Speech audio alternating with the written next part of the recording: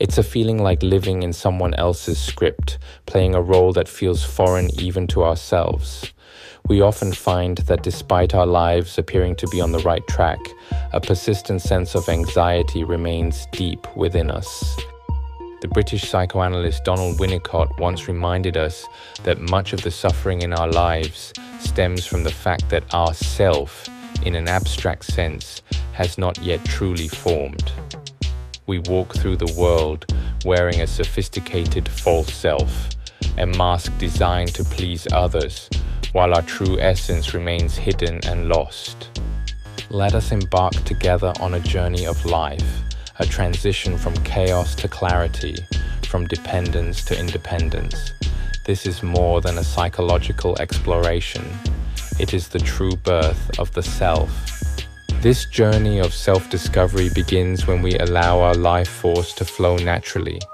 We are often conditioned to suppress our impulses, our anger, our selfishness, or our whims, thinking this is a sign of maturity. But as Carl Jung suggested, these rejected traits are the shadow that we must integrate if we are to be whole.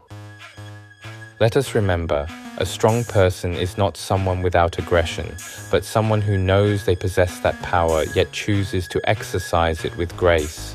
To embrace our imperfections is to reclaim the most vibrant parts of our souls. Without boundaries, there is no self. In many of our relationships, we fall into a state of enmeshment, where another's emotions become our burden and our responsibilities become their anxiety. This tangled mess only leads us toward exploitation and exhaustion. It is necessary for us to establish 4 protective walls: our geographical, physical, psychological, and financial boundaries. Learning to say no is not an act of malice. It is an act of stewardship over the territory of our souls. True independence, as Murray Bowen suggested, is our ability to remain rational within a group, refusing to be infected by the collective anxiety.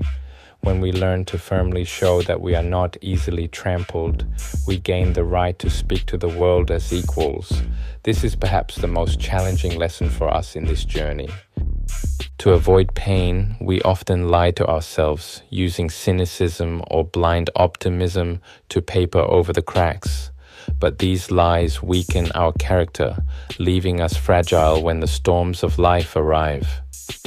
On the path of self-formation, the key lies in our practice of precision of language.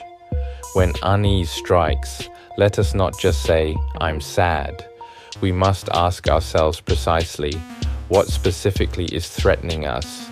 What exactly do we want? Precise language reduces infinite chaos into a single manageable reality.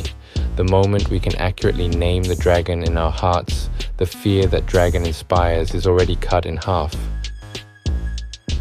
We must admit that the self is inherently fragile and limited. Life is full of uncontrollable tragedies, but for us, the best antidote to nihilism is not the pursuit of fleeting happiness. It is the voluntary adoption of our life's burdens. Let us not compare ourselves to the achievements of others. That only breeds envy.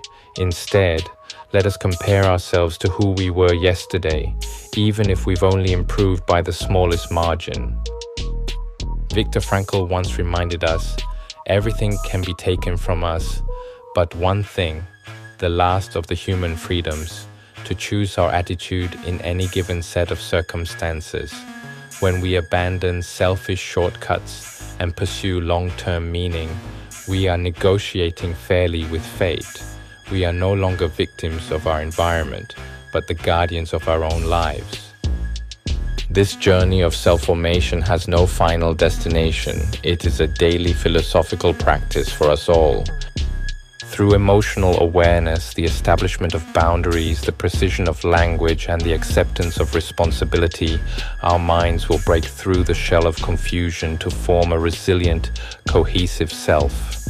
When we no longer view the world as a hostile oppressor, but instead stand tall to face its challenges, we will live a life that is authentic, profound, and filled with honor. May we, in this journey of life, finally encounter our true selves.